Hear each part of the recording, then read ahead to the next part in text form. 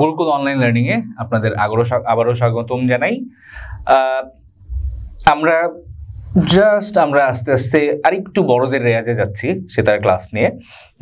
আমরা এখন একেবারেই কনসেন্ট্রেট করবো রাগ ইমন এর উপরে। আমি একটু আগে ইমনই বাজাচ্ছিলাম।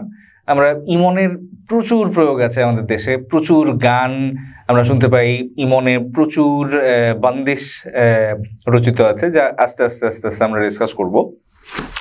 তো আমরা প্রথম দিকে যা বলছিলাম যে আমাদের সেতারটা বা এখন মডার্ন সেতার বলতেই গায়কী অঙ্গের প্রচুর ইন্সপিরেশন আমরা দেখতে পারি।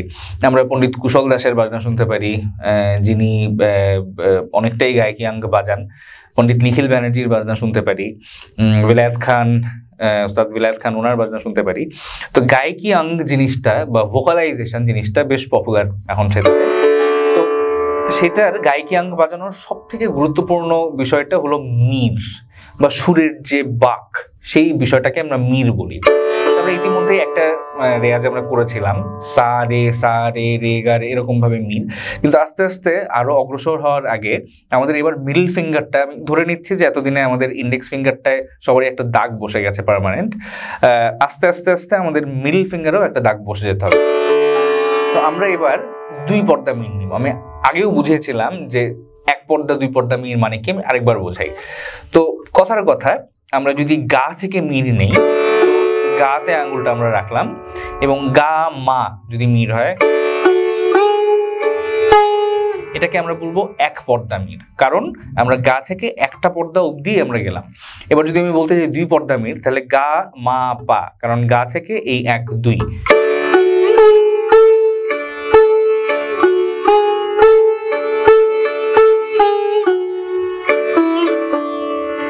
এই রেয়াজটা সেতারে ইমনে সব থেকে বেশি মির আমাদের নিতে হবে হয়তো গা থেকে এবং ধা থেকে। তো গামাপা ধানি সা, এরকম একটা বিষয় আমাদের করতে হবে। আরেকটা জিনিস বলে রাখা ভালো, সব রাগেরই একটা বাদী স্বর এবং একটা সমবাদী স্বর থাকে।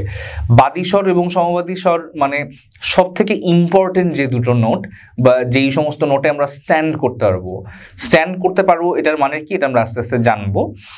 আপাতত আমরা জাস্ট এইটুকু ইনফরমেশন মাথায় রাখি যে স্ট্যান্ডিং নোটস। তো ইমনের ক্ষেত্রে স্ট্যান্ডিং নোটস হলো গা এবং পা। তো এই দুটোই হচ্ছে সব থেকে ইম্পর্টেন্ট নোট ইমনে। পরে তীব্রমা রে এসব তো আছেই, কিন্তু এই দুটো নোট আমাদের খুব বেশি ইম্পর্টেন্ট। আমরা আজকে যে রেয়াজটা করবো সেটাও একটু কঠিন হতে পারে, কিন্তু এখানে কান তৈরির একটা বিষয় আছে। তো অবশ্যই এই রেয়াজটা করার আগে আমাদের এনশিওর করতে হবে যে আমাদের সেতারটা একদম পারফেক্ট সুরে বলছে। যতখানি সুর করা যায় সেতারটা, আমাদের সেতার টিউনিং নিয়ে একটা ভিডিও আছে, সেটা অবশ্যই দেখে আসবে। আর বাকি যারা আমাদের সাথে কনস্ট্যান্টলি আছেন, তাদের এতদিনে টিউনিংটা আর একটু পোক্ত হয়েছে বলে আমি আশা করি। তো আমরা এবারে রেয়াজটা শুরু করবো ধা থেকে। এটা ধা, সা নি ধা। তো আমরা দু পর্দা মির কিভাবে বাজতে হয় সেই, এবং আমরা শুধু ডা দিয়েই করব। তো প্রথম আমরা যেটা করব, চিকাইটা দিলাম। আমরা চাইলে একটা তানপুরা ছেড়েও রেয়াজ করতে পারি। চিকাইটা দেওয়ার সঙ্গে সঙ্গে আমাদের একটা তানপুরার এফেক্ট কিন্তু আমরা পেয়ে গেলাম, একটা রেফারেন্স। এরপরে ধাটা বাজিয়ে স্ট্রোক করে নি এবং সা। কেমন, খুব আস্তে আস্তে।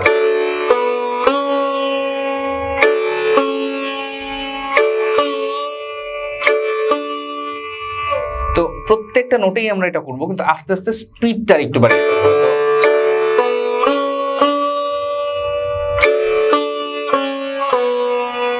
আবার ধানি সা সানি ধা।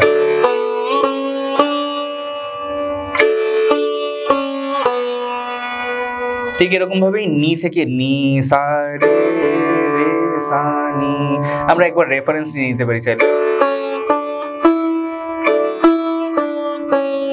এবার পর্দায়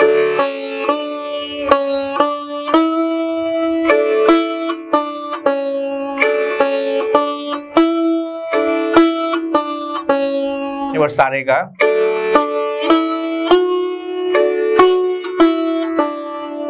রেগা মা, তীব্র মা সহ।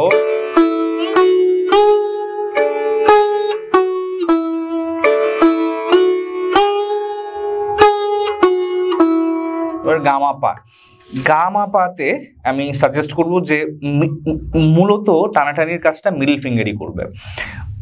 ইন্ডেক্স ফিঙ্গার মিডের ক্ষেত্রে সাধারণত শুধু সাপোর্ট দিয়ে রাখে। তো যেই সমস্ত নোট আমরা ইমনে ইউজ করব শুধু সেই সমস্ত নোটেই আঙুলগুলো রাখলে ভালো।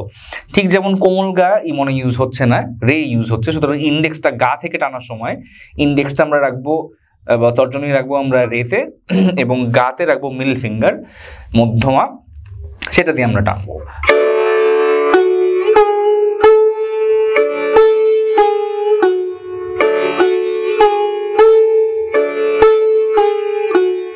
পরে মা পা ধা,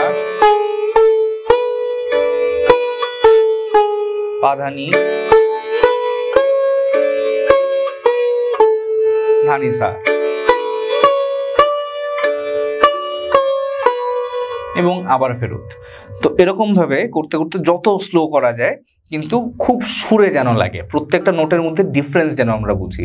আমরা চাইলে এটা একটু ভিন্নভাবেও করতে পারি ডিফারেন্সগুলো বোঝার জন্য। তো সেই ক্ষেত্রে ধা নি, পরে নিসা নিসা,